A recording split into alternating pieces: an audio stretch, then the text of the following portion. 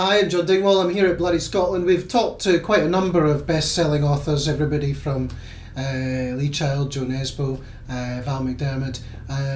On this occasion, we're talking to Elly Griffiths, who is her main character is a forensic archaeologist, That's is that right? yeah. And also Dr. Kathy Charles, a forensic psychologist. So this could be very, very interesting indeed, and I'm going to be very careful what I say. Guys, you've already been talking at Bloody Scotland, obviously, about your books and about forensic archaeology, and you've been talking about psychopaths, I think. Psychopaths mainly. Everybody seems to love psychopaths. Yeah. But we were talking earlier on, and you were saying there are actually psychopaths in the office place as well as the more typical psychopath that we think about, which is somebody who runs about with a meat cleaver or whatever.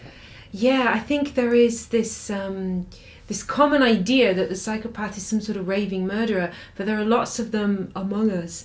And when we were talking earlier, I think there was certainly a sort of little mutter around the audience that everybody felt they may have worked for somebody like this.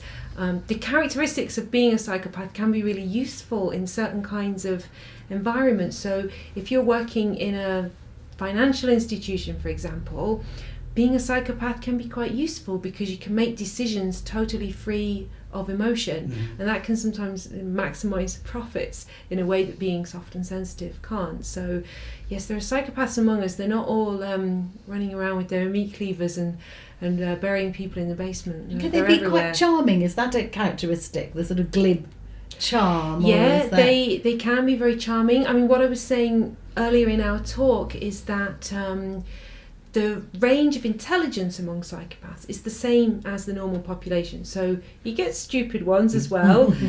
You do get some that are really intelligent and sophisticated, and then you get ones that are a bit more straightforward, if you like, and they tend to be your ones that are a bit more obviously violent, whereas your more sophisticated intellectual psychopath might be the guy that's running a bank or maybe even running a newspaper.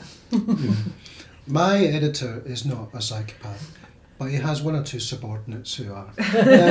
Now, people tend to, when you hear the word forensic psychology, they get a good idea of who that is. There's been a number of forensic psychologists on TV, but your character is a forensic archaeologist. Yeah. So can you tell us a little bit about that? Yeah, well, forensic archaeologists, they are genuinely called in by the police to help on cases, and it's usually a case, say, where there's usually a buried body, and a forensic archaeologist would be called in to say how long it had been buried, whether the body's been, you can have bodies buried naturally by landslides, or whether it's been deliberately, put there, and they can look at they call it the grave cut, they can look. There's a wonderful phrase they use, which is a grave is a footprint of disturbance.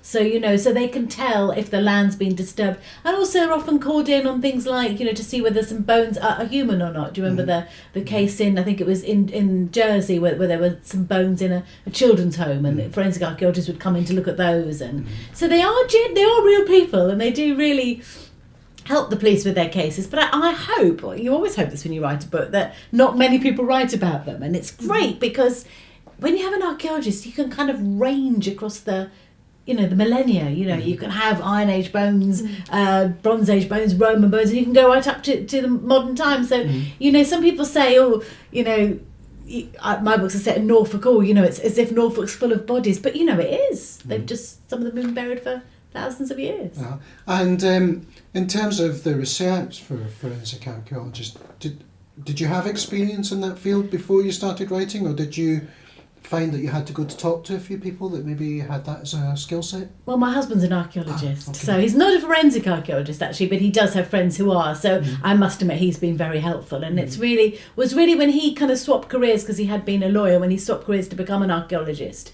that I kind of became interested in it as a skill really, and as a discipline. Great. And Kathy, you were telling me that you've been doing some lectures on subjects including serial killers. And what are some of the other subjects that you've been lecturing on? Well, I've got a set of 4 lectures in Glasgow at the Lighthouse. One of them I've already done.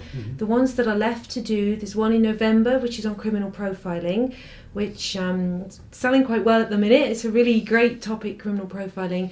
And next year I'm doing one on narcissism, which is a little bit like psychopathy. There's quite a crossover there. with some of the characteristics, which is interesting. And the last lecture I'm doing is on serial killers, where I'm going to be looking at Howard Shipman and Fred West. And I picked those two because they're very different. And also with Fred West, we can look a little bit at the interaction where a man and a woman offend together, which is quite unusual. So, yeah, I'm covering a whole range of forensic psychology topics. And how did your interest in this subject develop? Well, by chance, really. When I did my first degree in Leicester, it was right in the last year of my degree. I did a module in forensic psychology, and I'd never heard of it before. I didn't really know anything about it. And I thought, this is really quite good. I like this. Mm-hmm. And then I got a chance to come and study at a postgraduate level in Glasgow, and my interest in it just really took off doing that. And that's what I've been doing now for the last sort of 10 or 11 years. Really enjoy it. And tell us about your character, Elly, and do you have a new book out at the moment? Yeah, I've got I've just finished the 5th of the books about Ruth Galloway, who's a forensic archaeologist, and this is called Dying Fall, and it was out in July in paperback. But I've actually, because it's a bit of a treadmill these days, I've actually already finished the 6th one, which will be out next year, which is called The Outcast Dead. So yeah, I've got a few lined up, a few more cases for her. Look out for those. Kathy and Elly, thank you very much. Thank you. Thank you.